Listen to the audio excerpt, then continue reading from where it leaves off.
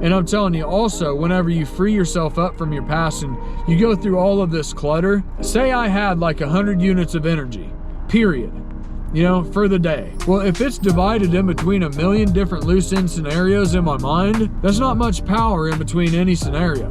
But whenever I boiled it down into just a few things that I know I should be operating from daily, boom, you start to get power now, directed in a certain place and in a certain direction, and you can start really moving with some force in your life. What's up, y'all? My name's Tim Ream. You're in the right place. If you're new to the channel, this is where I demystify the mystical in the self-help and the personal development space. I'm going to give to you the practical and applicable tools that I've boiled down over time that I've used to change my life. All right, man, let's go. And the topic for the meeting was about our past. And for me, like, I've been in sobriety for so long that I don't even think about my past anymore. And my concentration is on nothing but building a new future, creating and pulling the vision out of my mind that I have for my life and creating it on the daily basis. But I don't think you can get to the place where you're free from your past until you've actually dealt with it. I would have never ever been able to focus on creating the future that I want until I went and delved into everything that was wrong with me and my past, as you would say, and sorted it out and dealt with it. Whenever you have all of the loose end concepts, who's God, what's God, is he a man, is it an energy, is it who am I, oh my gosh, why are we on this, like all of these questions, like why did my ex-girlfriend break up with me, what about this one instance, like all of this open-end crap is your past.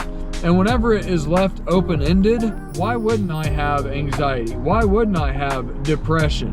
Why wouldn't I have all of this uncertainty and doubt about life subconsciously? It doesn't even make any sense.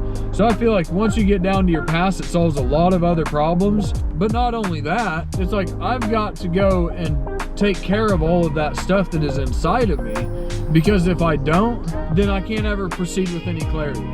And once I have taken the time out to really put things in its proper perspective, weighed out these questions, came to a conclusion, got understanding on all of these topics, I was able to actually like whittle down my foundation on fundamental principles that I was actually able to stand on and now progress my life forward. And once they are logical principles that I have entered into my thinking and I'm on a logical foundation, now I can scale this up into bigger, more complex ideas and topics and, you know, original thought. But the thing is, the past, it's a funny thing because, like, especially for an addict, you have what's called Euphoric Recall. And Euphoric Recall is whenever you remember nothing but all of the good times you had whenever you were drinking or using drugs. And you don't think of any of the stuff that, you know, followed it, like the broken relationships, the car accidents, all of the times you couldn't pay rent because you went and bought drugs with the money and you got kicked out of your place. You don't remember any of that stuff. But the thing is, if you're not playing that tape forward, then what you're doing is you aren't even dealing with the correct whole perspective and looking at the big picture. Like, you are still minimizing what you've done. You're still toying with the idea that it's probably okay, and you still aren't dealing with the reality, because the reality is I drink and I use drugs and then this stuff precedes it. And this actually, whenever you start getting to the point where you're playing the tape all the way through, that pretty stuff starts to lose a lot of its power. And it's whenever I can start using that stuff that I don't like about my past as not a way to reaffirm why I am drinking and using it as an excuse to keep my old behavior going, and I can use it as a catapult forward, because I know I'm gonna regret this stuff. I know I'm gonna be resenting myself. I know that everything that comes with it. And you start playing that tape forward and starting to use your past as a very sound and good reason why you don't want to act this way again, because you have reaped those results. You have had that stuff happen in your life and no more, right? You don't want it anymore. Like whenever you become responsible for your energetic state, it's like you don't want resentment in there. You don't want guilt in there. You don't want shame. You don't want all of the crap. No, you want to keep your vibrational energy high. And to keep your vibrational energy high, I've got to do the correct things according to my conscience. Like that's the only way that you're ever going to do it. And there's another aspect about this too, because there's this, the saying in the promises of AA, and it's like that no matter how far down the rung that we have fallen, we will be able to use our experience to benefit others, right? We will not regret the past, but we will use it to benefit our fellows. And the thing is, like whenever I was in early sobriety, good luck on getting me to talk about my past, because my past was like yesterday, okay? I'm tied up and identified with my past right now. Like it's immediate. So there ain't no way I'm talking about that, because I would be like, it's like a raw nerve right there. Like, and besides, I couldn't even look at it anyways with any,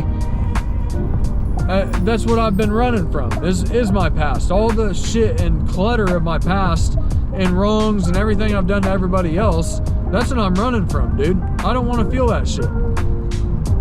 But the thing is, like, whenever you start living a different life and you've got a year in now, like, dude, you're going to be less associated with all of that stuff.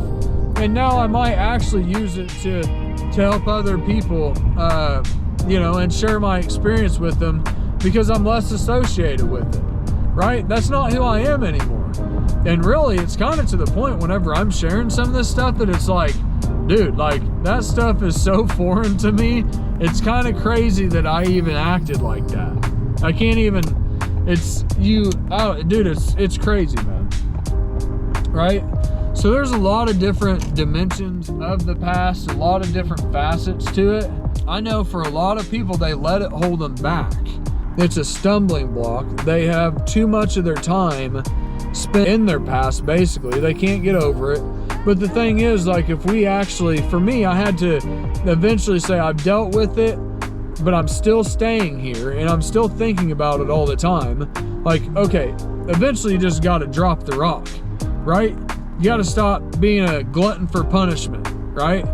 Deriving a sense of emotional high from all this shit that I'm, you know, getting from my past. One thing that we've got to realize is our thoughts are creative, and what we think about predominantly is what's going to create our future. So how do we predict the future? Well, what am I thinking right now? What am I doing right now? That's going to be my future, which is going to immediately become my past, right?